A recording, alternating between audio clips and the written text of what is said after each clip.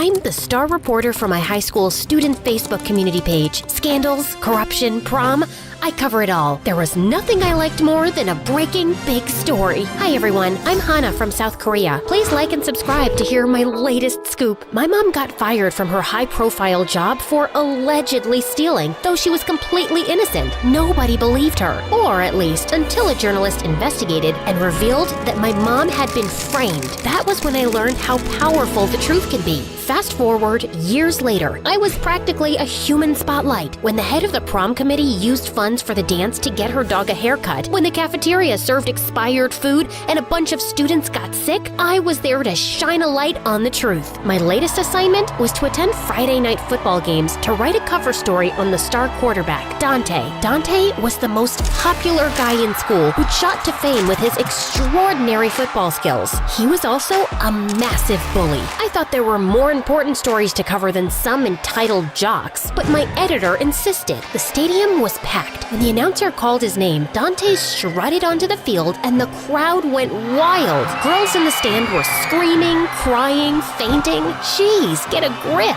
Dante threw a game-winning touchdown. He was celebrating with his teammates in the locker room when I showed up for the interview. Actually, they were harassing the team mascot, Alvin. I felt my blood boiling. Alvin was the sweetest, quietest student who never bothered anybody. Leave him alone. Suddenly, everyone turned around to look at me. Alvin, are you okay? What are you even doing in the boys' locker room? Probably a cheerleader stalking you, man. Although she doesn't look like one. I'm a reporter. I'm here to interview Dante for the MSA Gazette, and I need to get this out of the way fast, so if you could just answer a few questions. We're heading to a party at my place, but it's not really your scene. Stop by if you want, but don't expect me to hold your hand. Why would I want that? It's an expression. Aren't you supposed to be smart? You're a professional, Hana.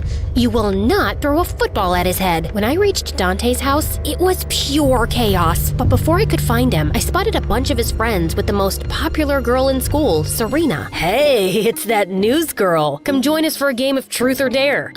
No thank you. Where's Dante? Come on, you want to attend a cool kids party? You gotta play the cool kids games. I don't want to attend the party. I'm just here for Truth or Dare? Ugh, fine. Truth. Wrong answer. Dare it is. You gotta stand on the table and do a creative chicken dance for 30 seconds. Knock it off, you guys. Don't be a buzzkill, Serena. No dance, no interview, news girl. Fine, I'd do it. It's not like I was trying to win any popularity contests, but I could feel my face getting hotter as I clucked and danced like a weird chicken while everybody howled with laughter. 30 seconds felt like forever. And just as I was done, the jock lifted me off the table and started taking me to the pool. Oh, no, you don't. I swear, if you throw me in the pool, I'll send curses on you every day. I'll pray that you have warts on your butt so you can't sit down for a month, and I'll wish that you lose your taste buds and everything tastes like chalk forever. I will. Just as we reached the edge of the pool, Dante appeared and stopped the jock. He put me down, and I couldn't resist giving him one last kick. And then I lost my balance and fell into the pool anyway. What a freaking nightmare. Girl,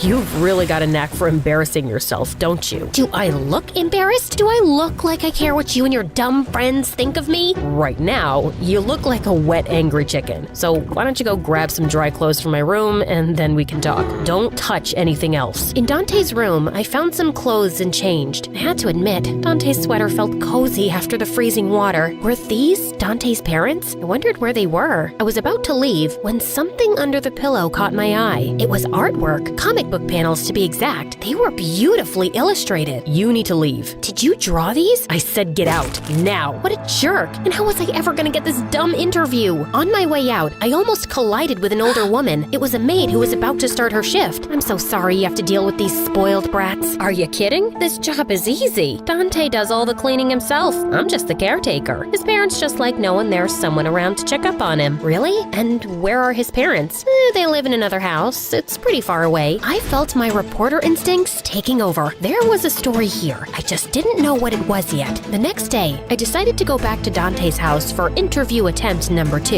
And I found Dante talking to someone on the doorstep. It was Alvin, the mascot mascot. I was about to march up there and defend Alvin when suddenly the two of them shook hands and hugged. What was going on? Dante started to leave just then, so I followed him. I watched him give money to a homeless man and stopped to play with a cute dog on the sidewalk. I lost sight of him inside a cafe when suddenly I felt a hand grip on my arm. Why are you following me? I told you to stay out of my business, and now you're stalking me? I'm not stalking you. I'm investigating. I'm a reporter, remember? If you have a question, just ask me, you psycho. What were you doing with Alvin earlier? Oh, we were playing Dungeons and Dragons. It's my favorite game, and it turns out Alvin is into it too. I invited him over to apologize after what had happened in the locker room. That was so unexpected. I don't get it. I saw you be nice to all those people. Why keep this side of yourself a secret?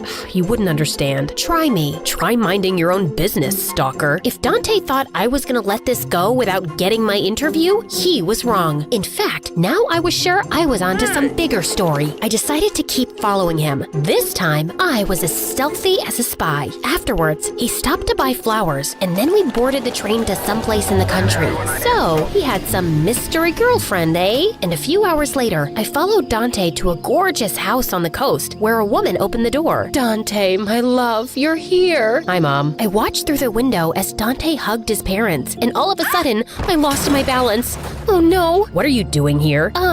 I just wanted to drop off your sweater, but I don't have it right now. I'm really sorry about the flower pot. Don't worry, we have too many of those. Dante, invite your friend in for dinner. Oh, that's not really necessary. Yeah, I'm sure my friend is busy. Nonsense, come in. You can call me Mama Bear, and that's Papa Bear.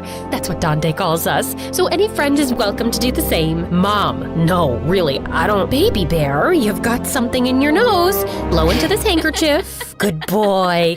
I'll just get dinner ready in a minute. As soon as she left, Dante turned to me angrily. What are you doing here, stalker? You owe me an interview, Baby Bear. And I think I've come to the right place. Just then, his parents called us for dinner, and his mom started stuffing his face with food. Oh, my baby is here after so many days. Have this and this. You look so weak. I had a tummy ache from trying not to laugh. This was hilarious. Dante and I did our best to act like real friends in front of his parents, and it was easy. He was so kind and funny around them, and their relationship was sweet. And I'd never noticed his dimples before. Afterwards, his mom showed me pictures of Dante as a kid. Mom, maybe don't show the ones of me in my underwear. Aw, but you were so cute. But then, something on the bookshelf caught my eye. That's you? I didn't know you were into cosplaying. That's so cool. And who drew this? Oh my god, you did? You think cosplaying is cool? Yeah, duh, isn't it? Yeah, I think so, but everyone thinks it's so geeky. I've gone to a few Comic-Cons dressed up as my favorite characters, and yeah, it's my dream to write and illustrate graphic novels, and maybe one day an anime. Dante, this is beautiful. Seriously. Later that evening, Dante and I went for a walk on the beach. I'm sorry for following you. I think I got a little carried away. You think? Why do you live so far from your parents? When I was little, I used to get bullied constantly for being a nerd, a geek. It got so bad that I had to transfer schools. My parents had to stay here because of their jobs, but my dad found a house and a caretaker so I could finish school in the city. Anyway, I was worried history would repeat itself, so I decided to do something about it. No more timid wallflower, no more cosplaying. I tried out for the football team, made friends with the popular kids, and kept the real me hidden. You know, fake it till you make it. My heart ached for Dante. I'd completely misjudged him. For what it's worth, I like the real Dante, especially in his cute little diapers.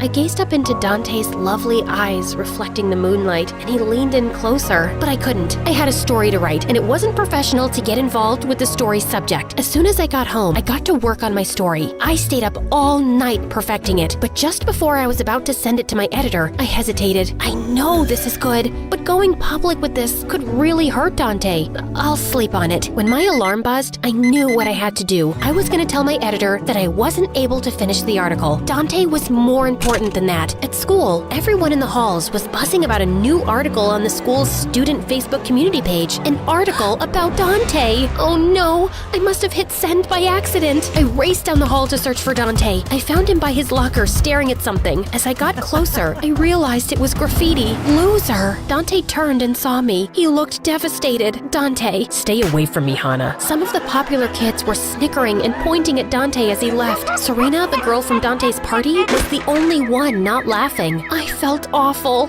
This was all my fault. Dante didn't show up to school for the rest of the week. I was wondering if I'd ever see him again when we ran into each other completely by chance. Hey, I'm not stalking you, I promise. I come here to think sometimes. I was just leaving. No, wait, Dante, I'm so sorry. I never wanted you to get hurt. I didn't even mean to send the story in. But technically, you never said anything was off the record. You're right. I guess it's my own fault for opening up. That's not what I meant. I thought we really connected. But for you, it was always about the story. Dante, we did connect, I swear. That day meant a lot to me. Forget it, Hannah. What you did was selfish. There's nothing left to say. My stories had upset people in the past, and a lot of people had a reason to hide the truth. But this was the first time I'd hurt someone who didn't deserve it. The next morning, I saw Alvin at his locker. I guess he felt like he needed to hide too. And then suddenly, it hit me like a bolt of lightning. I knew what my next story was going to be. For that, I needed to interview other students, but they weren't exactly eager to talk to me after what had happened to Dante. After getting the cold shoulder from a dozen people, I was getting desperate. On a hunch, I decided to try Serena. Wait, please, I just want to talk. I saw what talking to you did to Dante. I completely understand why I'm the last person you want to talk to, but I think I figured out how to help Dante. Please,